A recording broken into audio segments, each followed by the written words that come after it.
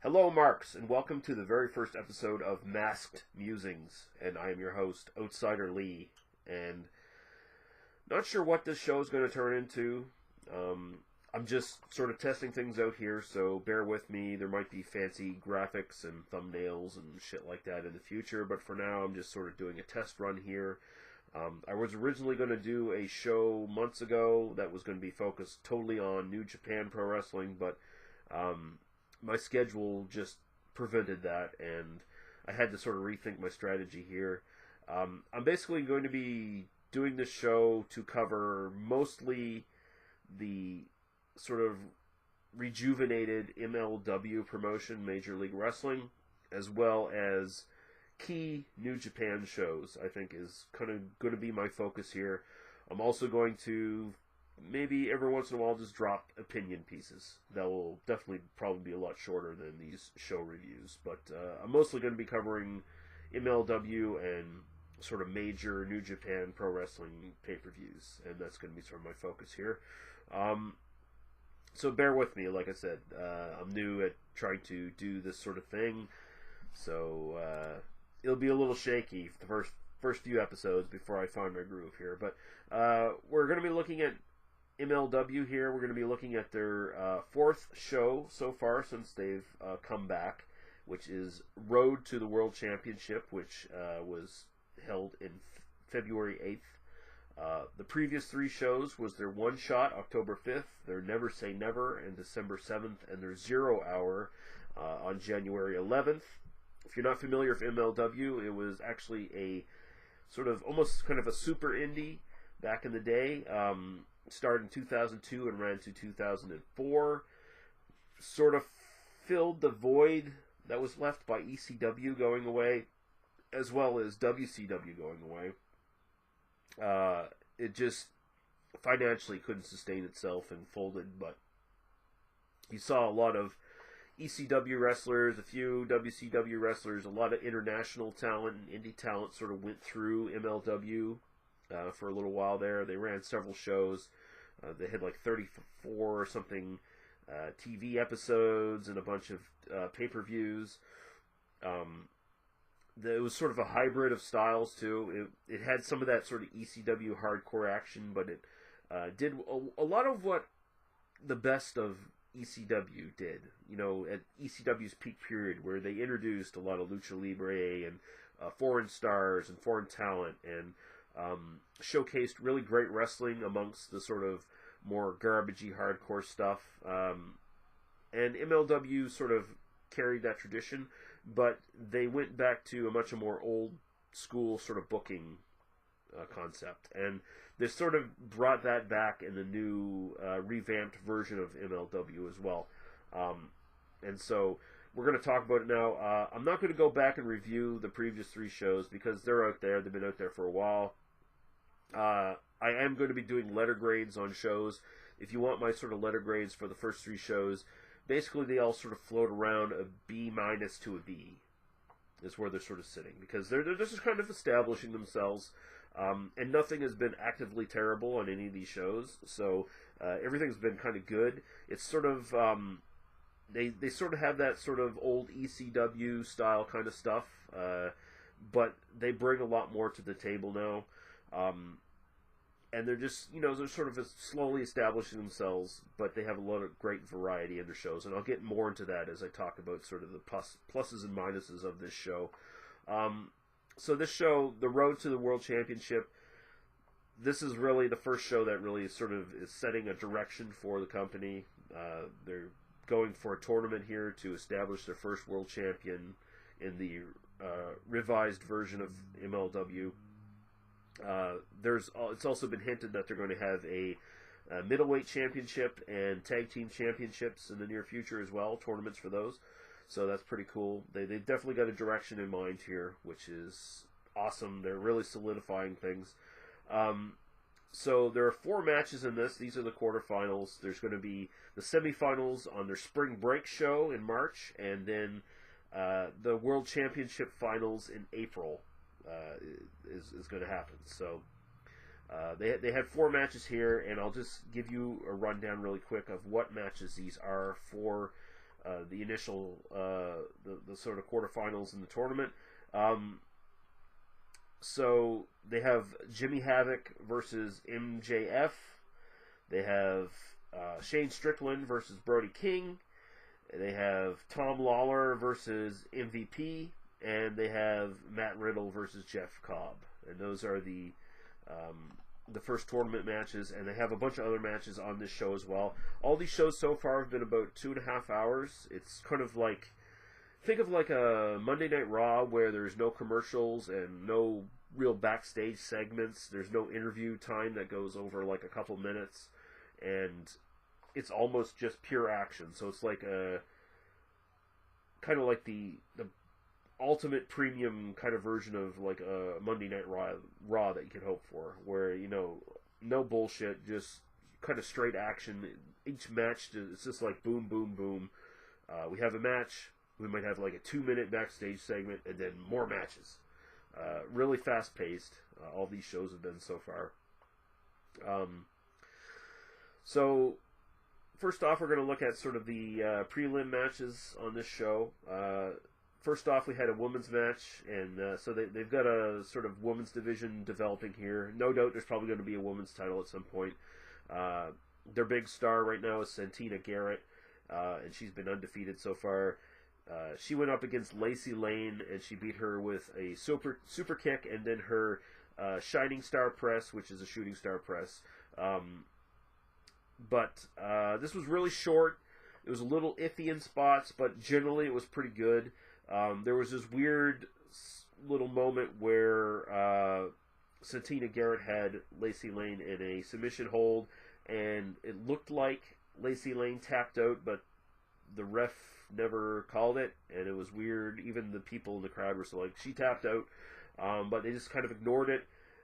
It came together fairly well in the end, but it was a fairly short match. It was mostly just to get Santina Garrett over. They're continuing to build her as the big sort of focus of their women's division, and it was decent. Next one we're going to mention here is second match. Destino Negro defeated Mega Danger with what the commentator called Avalanche Driver. Not really an avalanche driver, actually. It was a sunset flip sit-out pile driver. I believe it was from the top rope, if I'm remembering correctly. But this was their sort of lucha match. They had a lucha match on the previous show, which was exceptional. This one quite didn't live up to it. Destino Negro is super small. He's like the size of Rey Mysterio Jr. when he first came into WCW. Maybe slightly bigger, but pretty goddamn small. Mega Danger has a neat look. His mask is kind of like a Halloween kind of mask kind of thing with like frizzy green hair. They did all right together. There was a bit of indie style stuff where it felt like they were working too much together at times instead of fighting. But for the most part, this came together very well at the end. They sort of built around Destino Negro kind of fucking up moves and like not, kind of like taking himself out with suicide dives and stuff like that.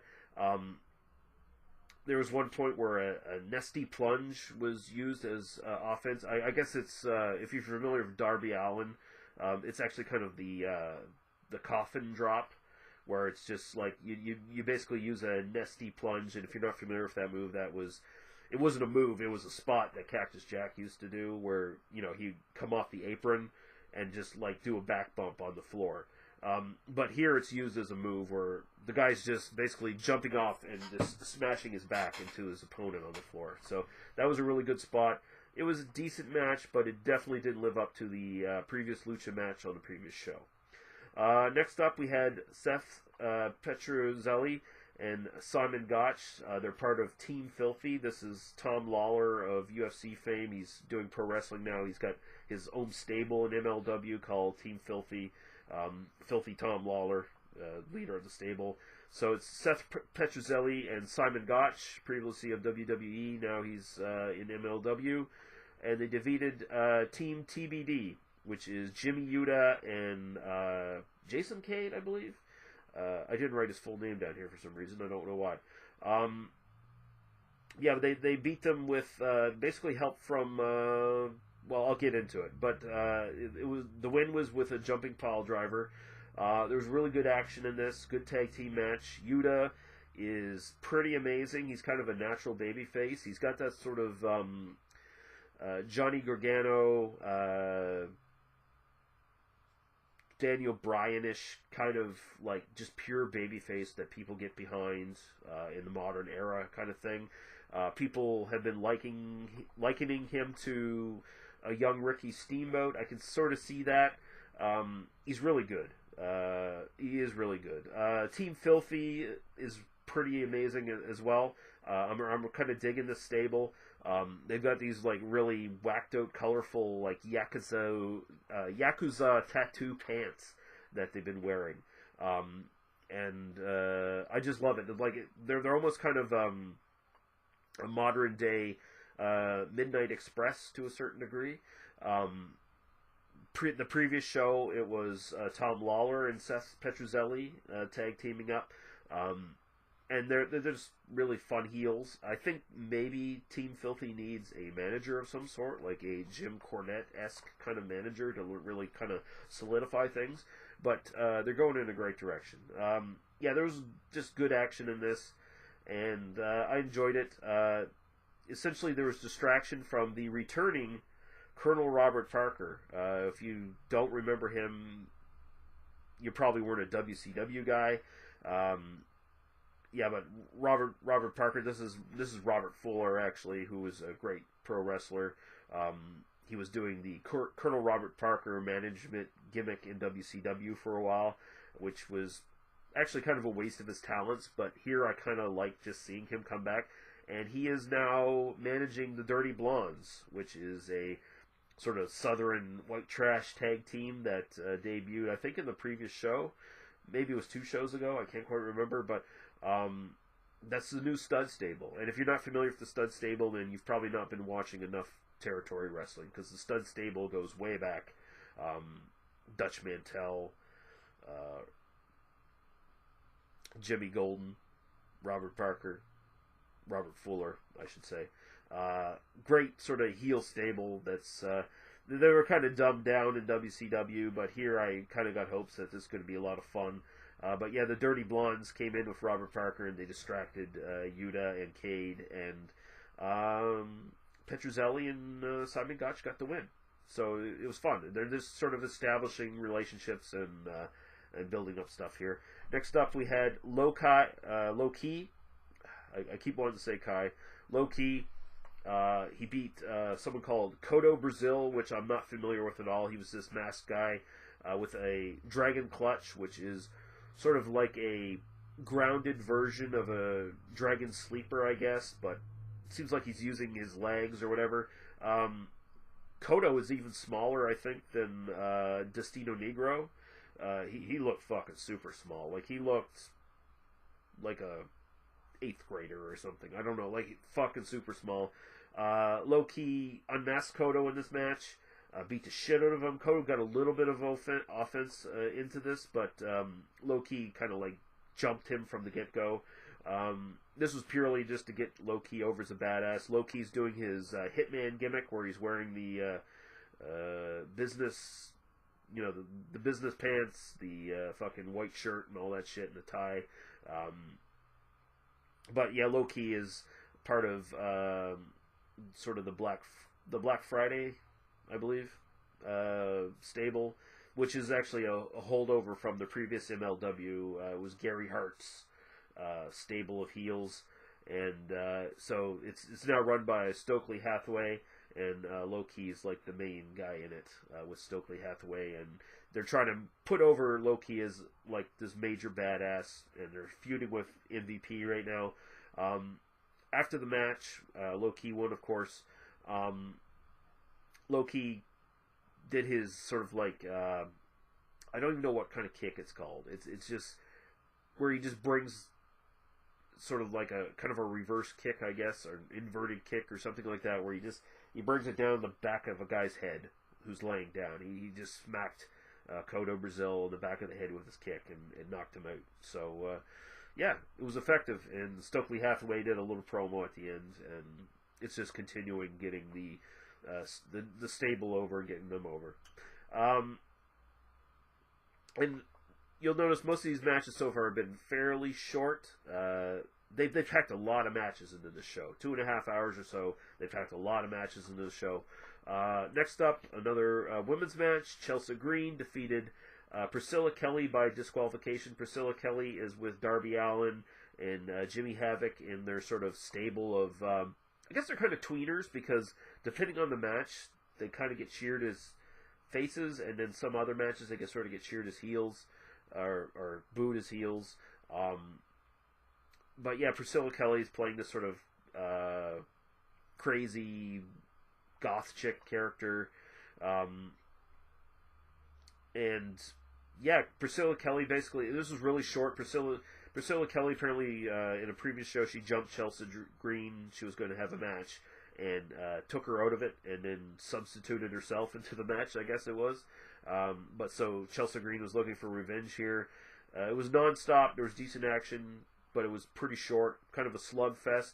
And basically, Priscilla Kelly got disqualified because she fucking came in and started gouging Chelsea Green's eyes and wouldn't stop. So she got disqualified for that. And Satana Garrett came in at the end for the finish to make the save. And Priscilla Kelly just backed off. So just building up a feud there. Then we have what's probably, well, I'll just say it now, match of the night for the show. And these are two guys I don't necessarily give a shit about, really. But here they really impressed. Austin Aries came in and defeated ACH. Man, this was a fucking amazing match. The work was just great. It wasn't a lot of bullshit, flippy-floppy stuff. There was good selling in this. Austin Aries is doing a sort of Ultimo Dragon gimmick where he's walking around collecting titles. So he's got a bunch of titles on him now. He's Impact Champion right now, isn't he? I believe, yeah. There was a lot of like just legit great back and forth stuff here. Good near falls. It's like ROH, but the selling was better.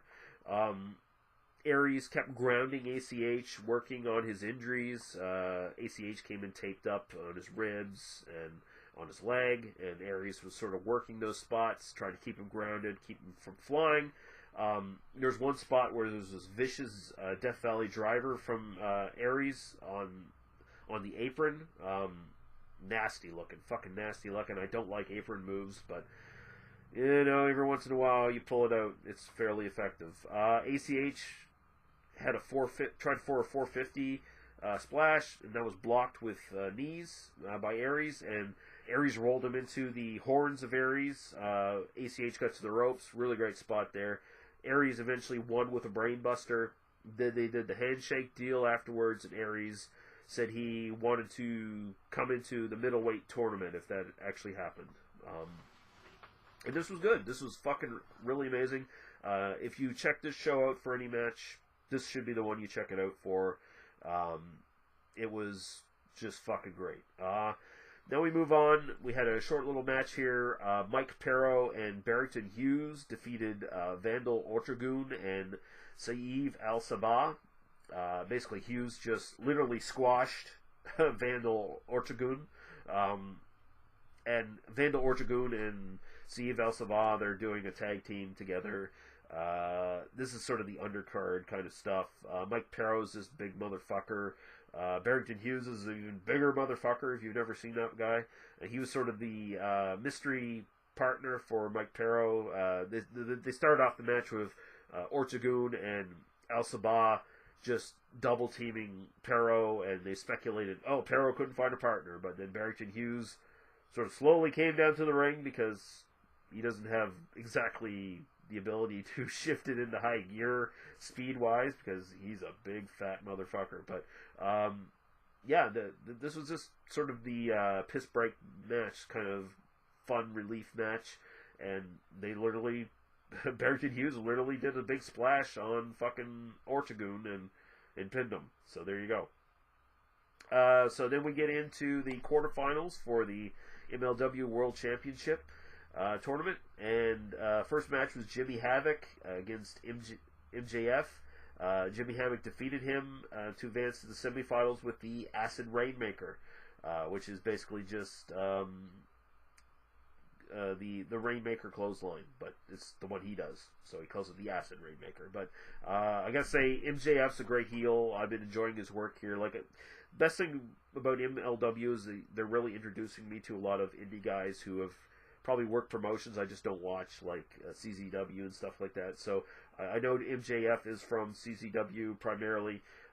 He's a great heel. He's essentially the Miz type character, but he's doing it so much better. He's only like 20 or 21 right now, and at this much younger age, he's already doing what it took the Miz like 10 years to get to in his career, which is just mind-blowing. Like, how good this motherfucker's going to be if he can sustain his career for the next 10, 15 years, I can't even imagine. At one point, MJF did a great package pile driver, sort of like Chase Owens does in New Japan. MJF, throughout the match, tried to keep Havoc from using more hardcore tactics, but essentially the story was he kept being cocky and boasting, and Havoc eventually just caught him. So, really fun stuff. MJF's is fun to watch, and Havoc is pretty goddamn good. So there you go. Next match was another match in the championship tournament. This was sort of Shane blah, blah, blah. It's a bit of a tongue twister. Shane Swerve Strickland defeated Brody King to advance in the semifinals with the Swerve Stomp, which is just a double stomp. But this is just really great brawl. Both these guys just fucking laid into each other. King got most of the offense throughout this. He was just beating the fuck out of Strickland. Strickland managed to stay in this sort of the story by avoiding enough strikes with his speed to basically keep on his feet. King hit a top rope fucking sort of cannonball-like dive at one point for a near fall, which was fucking crazy for a guy his size. Great spot. I liked it. But yeah, Strickland eventually won. He got a really big superplex from the top rope and then a swerve stomp and won it. But this was just a really good, serious brawl. This is the way you kind of do these things, I think. And Strickland's really cool. Like, he looks like just your typical flippy floppy indie guy, and he can do that with the best of them, but he can also change it up and do a sort of a grounded mat-based stuff, and he can just do a fucking brawl, and he can do it convincingly. Like, he so far in MLW, he's been kind of doing this more, I'm a tough motherfucker, I'll brawl with you style, and he's pulling it off really well. He's getting good fan reaction, and I'm quite invested right now in watching him do more stuff. I quite like his work. So next, another match in the championship tournament quarterfinals. Tom Lawler, Filthy Tom Lawler, against MVP. He defeated MVP in this with help from Low Key. So, like I said previously, Low Key is feuding with MVP. This is a really good contrast in styles. Like, Filthy Tom Lawler, he's really taken the pro wrestling quite well. Like, the way he mixes his sort of UFC stuff with pro wrestling is he's come a long way in a very short time, I think. But this really provided a really great contrast in styles. Like, Lawler was trying to ground MVP. MVP is known as doing, at this point in his career, sort of, what was it called? Ghetto strong style, I think was the term for it, where he spent quite a bit of time in Japan, and so he came back and he's really sort of adapted that into his style. He's much more hard-hitting and stuff like that. So it was kind of that against the more UFC-based kind of stuff, but at the same time, Lawler was sort of busting out just like pro wrestling stuff as well, like sort of good counters and things like that. And at one point, There was a leg submission of some sort. I can't remember quite what it was that Lawler had on MVP, and MVP started slapping him in the face, and then Lawler just started slapping him back, and they actually got into a slap fight in the middle of the fucking match, which was pretty amusing. I'm not a big comedy proponent in wrestling, but here it kind of worked. It was just kind of fun. At one point, Lawler, just showing how far he's sort of come in ring, he botched either, I think he was going for either a German suplex or a lung blower, and he kind of botched it. He didn't quite get MVP into position, but he immediately transitioned into a guillotine choke, basically the coquina clutch or whatever that Samoa Joe does, where he grapevines you and everything and gets you on the ground. He transitioned to that, so it looked fairly good. The crowd didn't give him too much shit for it, so there you go. But Stokely Hathaway eventually came in, distracted the ref, and low-key snuck in and delivered that same kick he delivered to Cotto Brazil earlier on to MVP and knocked him out. And yeah, Lawler got the pin. So there you go. And Lawler's got this cool gimmick too, where he wears a black belt and he's got it sort of around his neck, and everybody he beats, he drops like a white belt on them because, you know, they're lesser than him. And he's a good shit talker too, I gotta say. I really like Filthy Tom Lawler. He's sort of being positioned as the number 2 heel, I think, in the company right now. And finally, well, for the tournament anyway, the last match in the quarterfinals for the tournament, Matt Riddle against Jeff Cobb. These two are friends, or bros, if you're familiar with Matt Riddle's sort of fucking character. And this is a character, by the way, where if Matt Riddle turns heel, it'll be a seamless transition, because he's kind of got that surfer bro fucking chill douchebag character that can easily be something you fucking hate. And the only reason I kind of cheer him on is because I like his work, because he's really good. He's another UFC guy who's transitioned really well to wrestling. So, yeah, Matt Riddle defeated Jeff Cobb here. They're friends, they're tag partners. He beat him with basically the sort of Kenny Omega style V-trigger, just the big massive knee strike to the face. He hit a couple of them during the match. This is really good. This is really great back and forth grappling here. Like, this match was close to being as good as the Aries ACH stuff, I think, because Jeff Cobb is an amazing just mat wrestler, and also just a really great power wrestler. So they had a lot of good back and forth grappling. Riddle tried to out wrestle Cobb, but the story here was Cobb was just too fucking strong, and he started throwing Riddle around. So Riddle immediately switched to strikes and was trying to force Cobb into a corner here, but Cobb basically, in response, pulled out his suplex game and just started throwing fucking Riddle around. Cobb's got this really cool little spot he does where it's a chop clothesline in the corner. Basically what he does is he's coming at you with this arm to chop, right? And in the motion as he's chopping, he's bringing this arm as well within the motion. So as soon as the chop hits your chest and moves away, he's got his arm coming at you too, and he's clotheslining you, which I think is cool. I like it. There was this great fucking spot with a gut wrench. Part of the story here is Riddle was not as strong as Cobb, obviously, so he was having trouble trying to throw Cobb around. He was trying to pick him up for a gut wrench. Fucking Cobb reversed it and did his spot where he gets you in a gut wrench, and say he's got you this side, your head leaning down. He'll twist you around and turn you the other way, and then turn you the other way, and turn you the other way. He'll do that several times, just standing, with just sheer power. And I guess sort of the idea is to like make you a little dizzy or disorientated. Then he throws the gut wrench, and he did that to Riddle. That was great.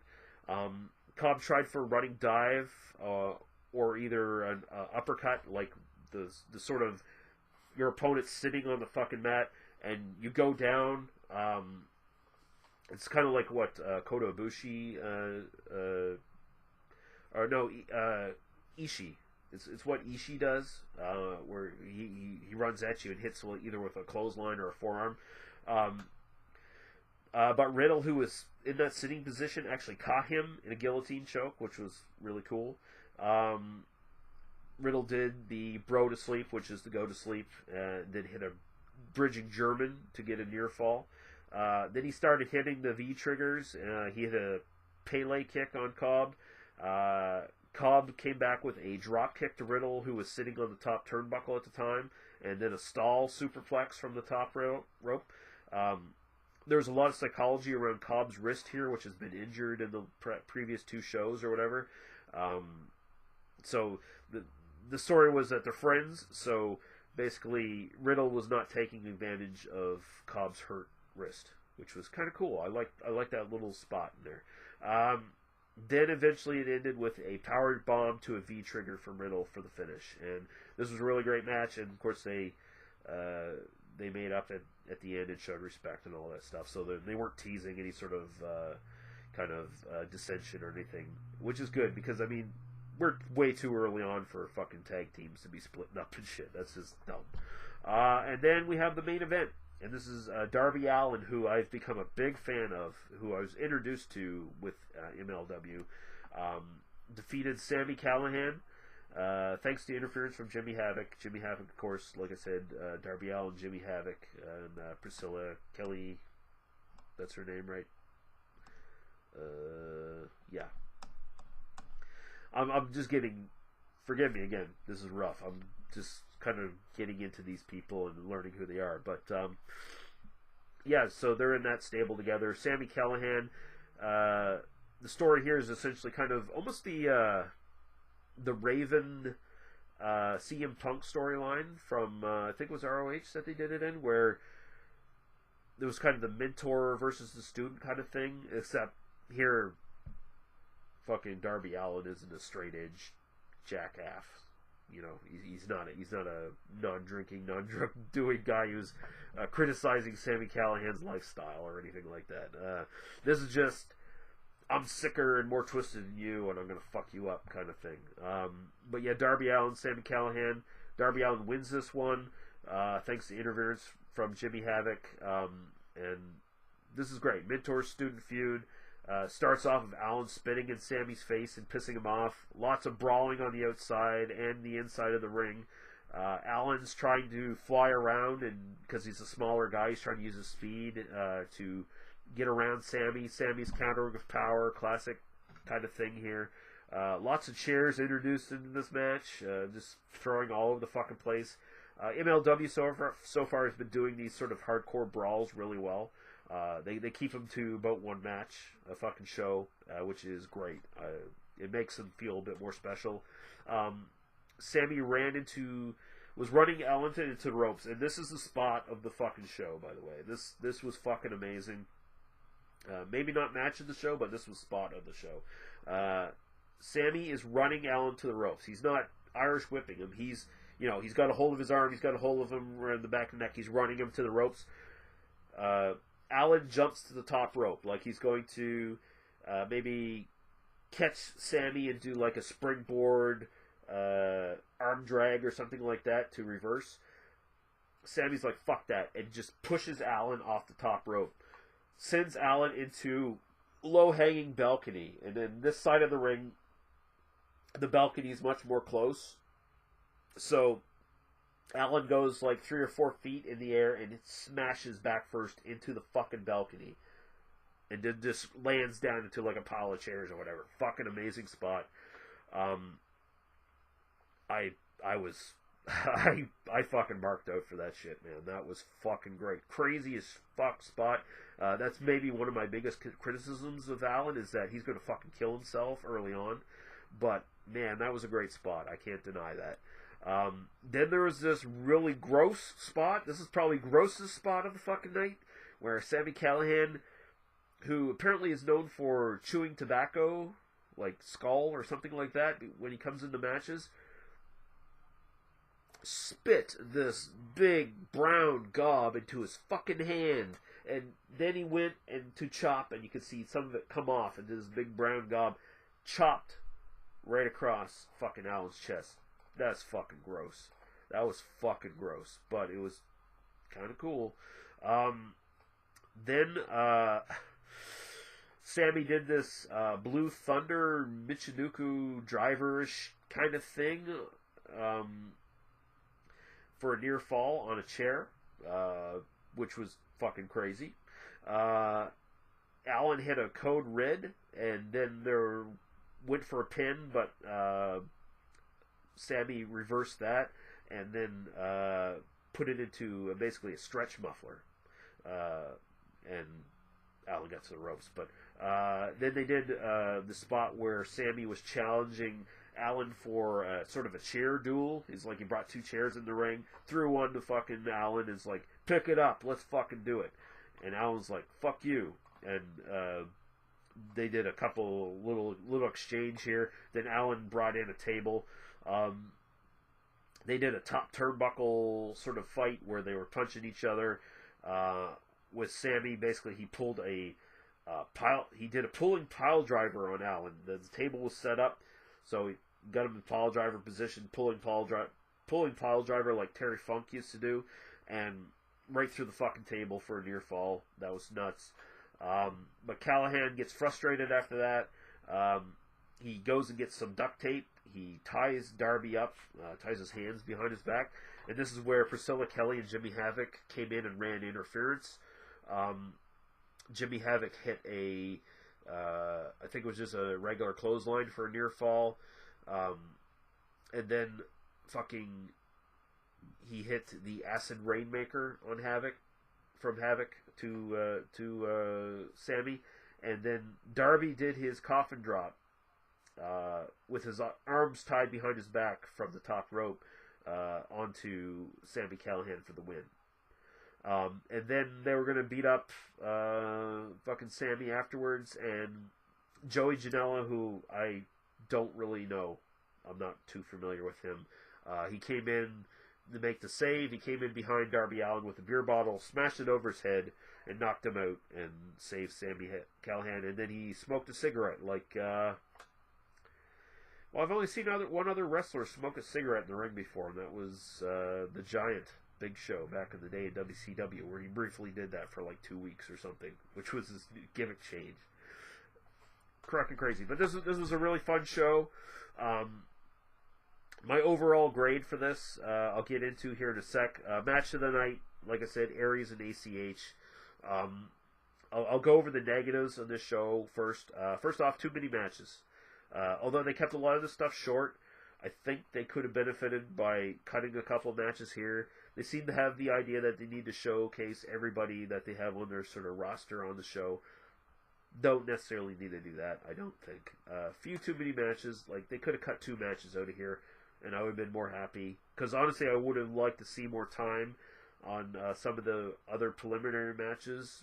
And, yeah. So, too many pile drivers. My God. It felt like every match someone was going for some sort of pile driver and either hitting it or having it reversed. They should have had I don't know who they have as agents. I don't even know if they have agents, like, running these matches.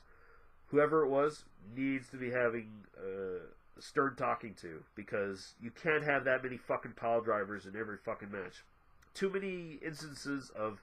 I cite the pile driver because it was the most egregious, but there was just too many instances of, for every match, people doing other people's moves that you'd previously seen. You can't do that. I'm against that. I just think it's a bad idea. They only did a tail of the tape for the main event, which I think is bullshit. I think they should do that. I really like tails of the tape where they give the height and the weight and all that shit. They should do it for every fucking match. I wish they would do that for every match. Bring that for every match. Also, the Tony Schiavone and the what's the other guy's name? Rickly or something like that. The commentary at times was a little spotty. Just sometimes they were calling the wrong fucking names for the moves, which gets a little annoying. But that's just a minor quibble. Otherwise, the best thing about these shows is they go at a really fast pace. Every show so far has been really fast paced. Like I said, I believe I said fucking the previous few shows have been sort of in the B- to B range, I think, where they're just sort of establishing themselves, setting them up. This one was a solid B+. They continue to deliver a really great sort of variety in their shows from top to bottom. You just get different matches all the way through. Everything sort of caters to different segments of the audience, but nothing is too sort of exclusive either. Like, everything feels kind of inclusive and interesting and sort of more of a showcase for people who might not be familiar with certain styles. Like, you got your lucha, you got your women's match, you got your pure wrestling, you got a little bit of MMA thrown in, you've got sort of strong style stuff going on, you got your flippy floppy indie bullshit, you got some good tag team stuff, and just some really great hardcore stuff. You got a little bit of everything for everybody, which is what MLW really does great. And they're building their shows. They're building towards their title tournaments. They're building their audience. They're building feuds. They don't have weekly TV, so they have to do their sort of storyline stuff a little bit more subtly. And it feels maybe a bit slower, but I like the pace that MLW is going for here. And overall, this show is a B+. Really, really good. I'm looking forward to the next show. The next show is going to be the Spring Break show on March 8th. And if you are interested in checking these shows out, some of their shows tend to stay free on the MLW YouTube page for a little while.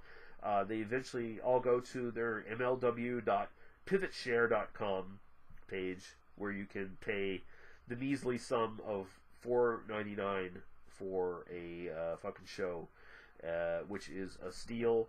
You're getting 2.5 hours of solid action. You're not getting a lot of bullshit, a lot of interviews, a lot of frivolous garbage. And also you can just check out MLW.com. So there you go. I hope you guys like this.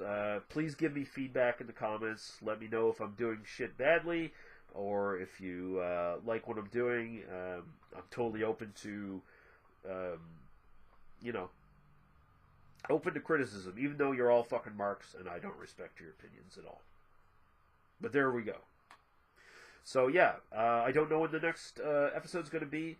Probably next month when we do the spring break. Well, no. It's going to be March, isn't it? Yeah. It won't be. That's next month. I don't know. Well, we'll see when the next fucking show comes. But until then, marks, this is Outsider Lee. And have a good one. We'll see you later.